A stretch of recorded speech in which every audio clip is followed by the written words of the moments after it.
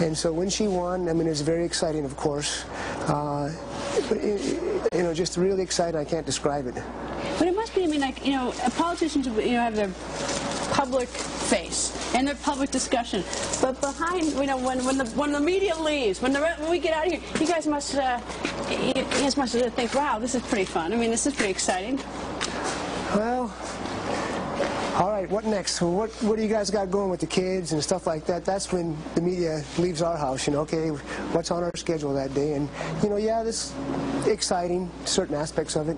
Well, it's a juggle. I mean, any family has a juggle when you got kids and you got jobs, you got 2 careers, everybody's busy. You know, so that's sort of, I guess it gets hectic. But we like busy lifestyles. Our kids are very adaptable with all the years of my employment on the North Slope with a week-on, week-off schedule. And so all my kids were born with my schedule. And so they're very adaptable. How cold does it get up there on the North Slope? Very cold. How's very cold? How cold is very cold?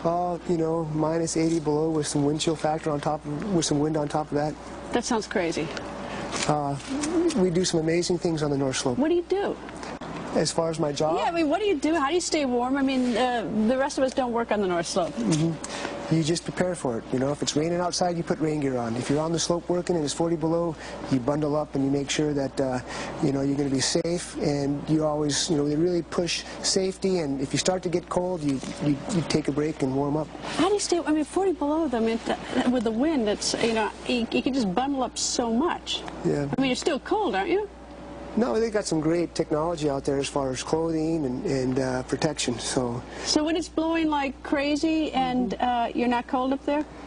Well, when it's terrible, when there's whiteout conditions where there's nobody running on the roads or anything, and there's basically a stop work on any outside activity. So there is a limit to doing work outside.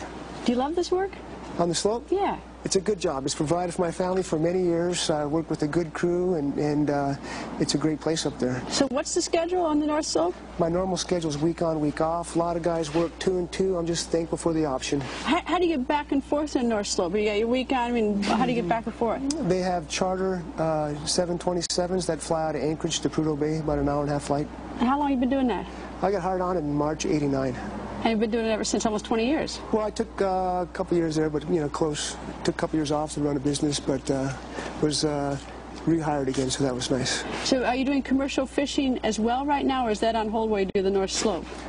We've commercial fished all the years that Sarah and I were married, and then for many years before our marriage. And that's about a 4-week season. And so we adjust our schedules to do commercial fishing. Which is the 4 weeks? Usually around June 25th until July 15th.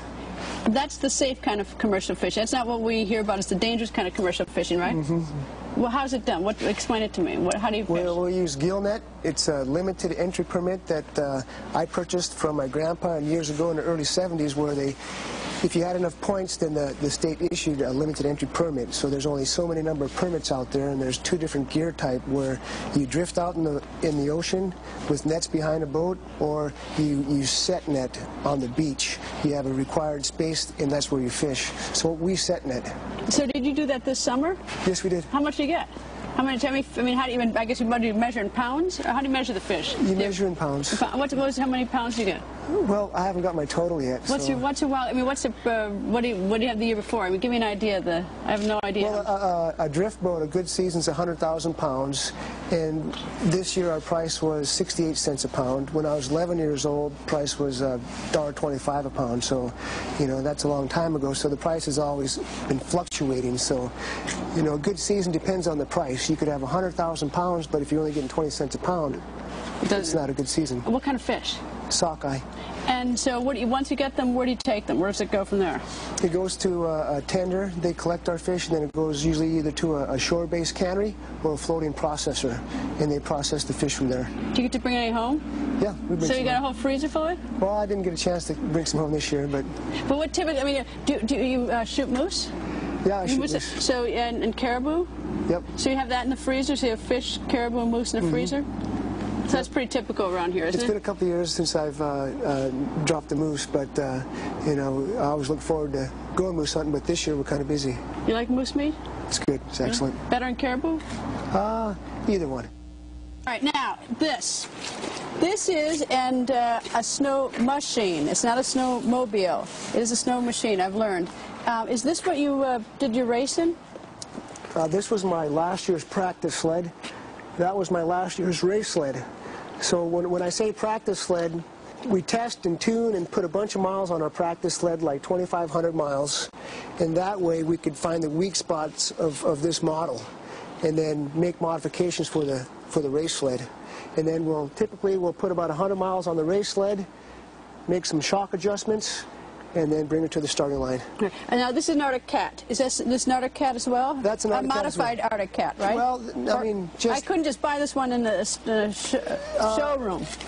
You can. And, you know, about the biggest modification is we put an auxiliary fuel tank in the back because some of the stretches on the race are longer than what a stock fuel tank could get us from point A to point B. So, but for the most part, this is a stock sled and then some minor modifications. If you notice, we have to carry survival gear, like a sleep mag that's good to 35 below, and food for a couple days, rope, saw. So this is the stock end of a snow machine, and then this is a modified version.